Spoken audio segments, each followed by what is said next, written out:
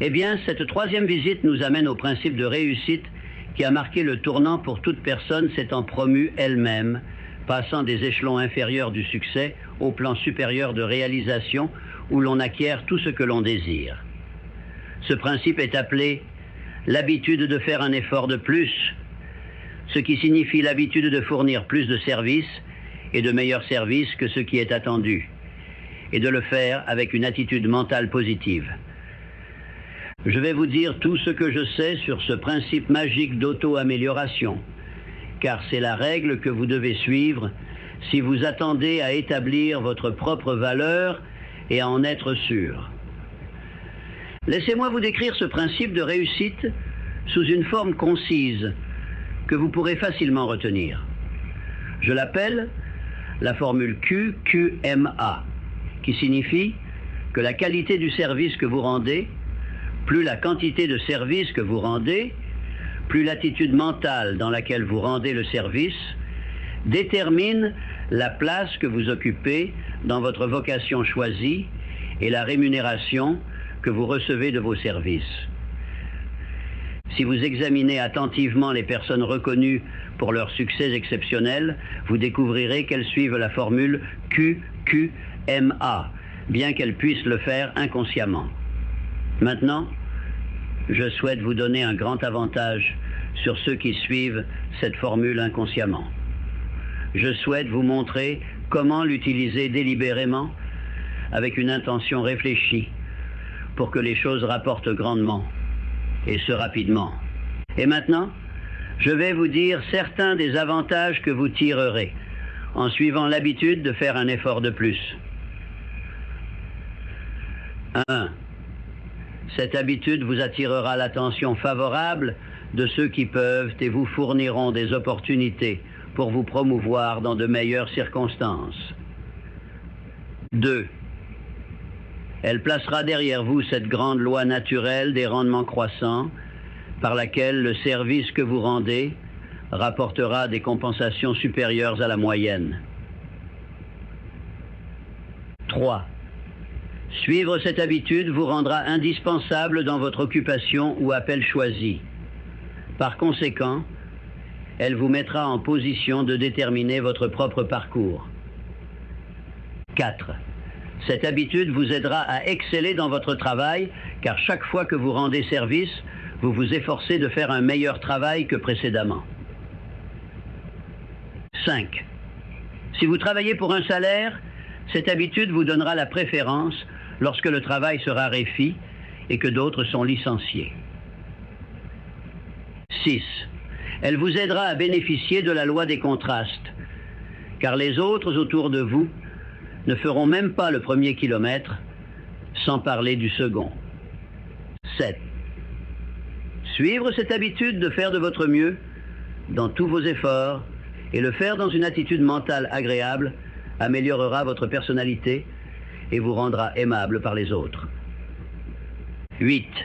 Elle vous aidera également à développer une imagination vive et alerte, car vous chercherez continuellement de nouvelles et meilleures façons de rendre un service utile. 9. Elle vous incitera à agir de votre propre initiative personnelle au lieu d'attendre qu'on vous dise quoi faire. Une habitude qui est le premier pas vers le leadership dans tous les appels. 10. L'habitude de faire un effort de plus développe une plus grande autonomie et donne à chacun plus de courage pour avancer sans craindre les critiques des autres. 11.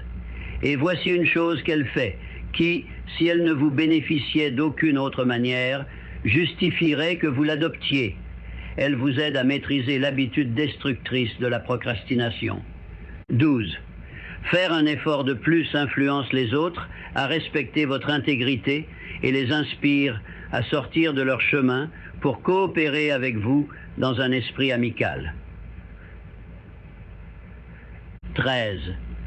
L'habitude vous aide à développer la détermination du but, qui est le point de départ de tout succès personnel, et vous empêche de dériver dans la vie sans savoir ce que vous voulez ou où vous allez. 14. Et voici la grande récompense que cette habitude vous donne. Elle vous fournit la seule et unique excuse pour demander une promotion à une meilleure station dans la vie ou un salaire plus élevé. 15. Enfin, mais non des moindres. L'habitude de faire un effort de plus conditionne votre esprit à maintenir une alliance de maîtrise avec d'autres. De temps en temps, j'entends des gens se plaindre de ne pas recevoir de coups de pouce favorables dans leur relation avec les autres.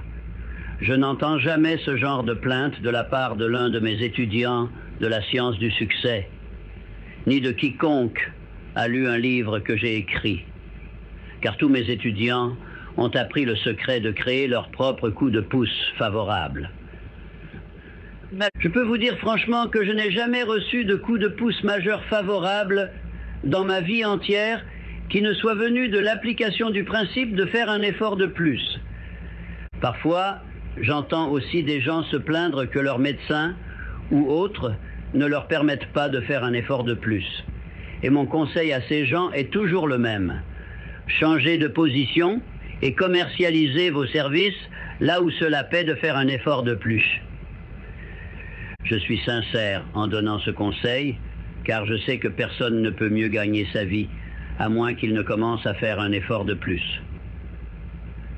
Au cours de ma carrière professionnelle, j'ai probablement employé, à un moment ou à un autre, au moins une vingtaine de secrétaires privés, tous suivant l'habitude de faire un effort de plus. Mais je n'ai jamais pu garder l'un de ces secrétaires pendant plus d'1 an, car invariablement ils se sont promus dans des emplois mieux rémunérés ailleurs. Et ils l'ont fait avec ma bénédiction. L'exception est ma secrétaire en chef actuelle, qui est avec moi depuis plus de 10 ans. Je l'ai épousée pour être sûr de ne pas la perdre. La raison pour laquelle je sais définitivement que l'habitude de faire un effort de plus est une procédure solide est le fait que j'ai vérifié ce principe comme je l'ai fait pour les autres 16 principes de réussite, pour m'assurer qu'ils étaient en harmonie avec les lois naturelles. Je peux vous donner un bel exemple de la façon dont la nature oblige l'homme à faire un effort de plus afin qu'il puisse produire la nourriture avec laquelle exister. L'agriculteur, par exemple, doit suivre l'habitude de nettoyer le sol, de le clôturer, de le labourer et de planter la semence à la bonne saison de l'année.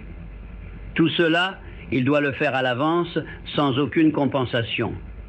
S'il fait bien sa part du travail, il remet ensuite le travail à la nature, s'assoit et attend qu'elle fasse sa part. Et, dans un bref délai, la nature germe la semence que l'agriculteur a plantée, la mûrit et lui rend la semence qu'il a plantée, plus peut-être une augmentation de 100 fois ce montant pour le compenser d'avoir fait un effort de plus. Ainsi, nous voyons que la loi des rendements croissants vient en aide à l'homme qui fait un effort de plus. Et ce principe s'applique de la même manière dans la prestation de services dans un emploi, comme dans les champs d'un agriculteur. Si l'agriculteur ne suivait pas l'habitude de faire un effort de plus, la race humaine mourrait de faim en une saison. Et je suis sûr que vous serez d'accord pour dire que chaque fois que nous pouvons copier les habitudes de la nature, nous ne nous tromperons pas en le faisant. Vous possédez maintenant le 3e principe de réalisation personnelle qui vous rapproche de 3 étapes du secret par lequel vous pouvez prendre possession de la clé maîtresse du succès. Afin que vous puissiez tester le pouvoir magique de ce 3e principe, je vais vous offrir une suggestion qui pourrait vous apporter un succès si écrasant que vous n'aurez pas besoin de poursuivre d'autres visites avec moi. Ma suggestion est la suivante. 1.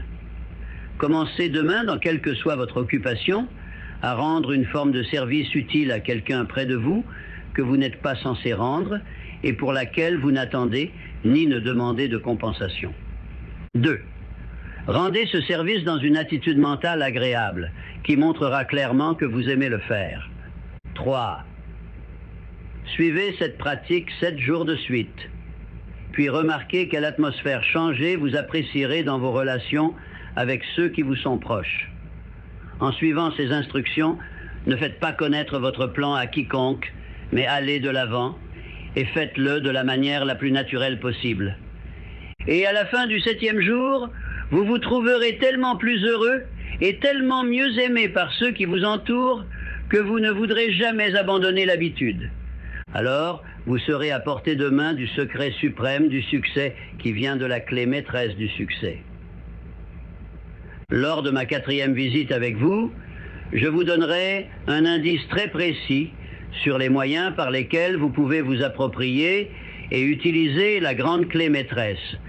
Et, dans ce même indice, je vous présenterai une source de pouvoir qui ne reconnaît pas le mot impossible et vous aide à transmuter tous les échecs et défaites ainsi que toutes les adversités en atouts de grande valeur pour vous. Et maintenant, jusqu'à notre prochaine visite, puis-je vous rappeler que si vous y croyez, vous pouvez le faire.